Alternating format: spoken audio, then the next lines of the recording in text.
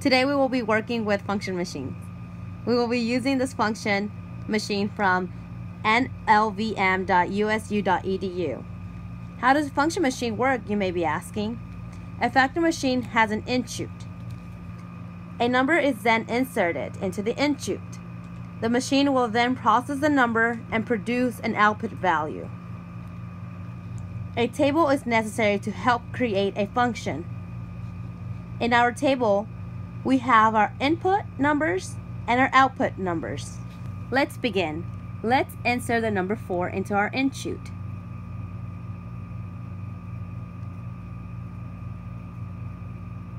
One is our output. Let's do these for 3, 2, and 1.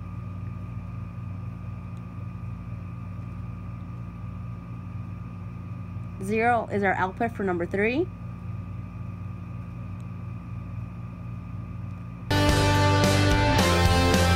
-1 is our output for number 2.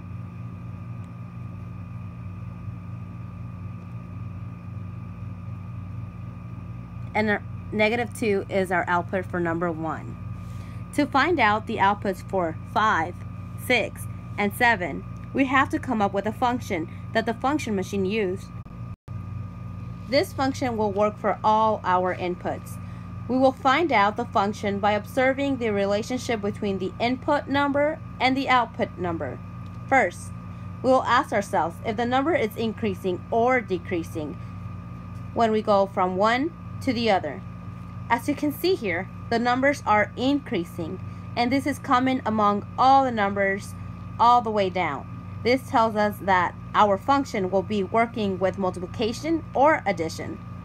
To find the pattern, we will use our output numbers and determine what our function can be. As we look at our output numbers, -2, -1, 0, and 1, the difference from one to the other is 1. So adding 1 will give me the next output. This number will be the multiplier in our function. Let's try it out. 1 times 1, which is our multiplier, equals 1. 1 is not -2, therefore we have to add or subtract to get -2. By subtracting 3 to what we already have, I get -2. This works. Let's see if it works for the rest of the inputs. 2 times 1 is 2, minus 3 is -1. It also works. 3 times 1 is 3, minus 3 is 0. Check.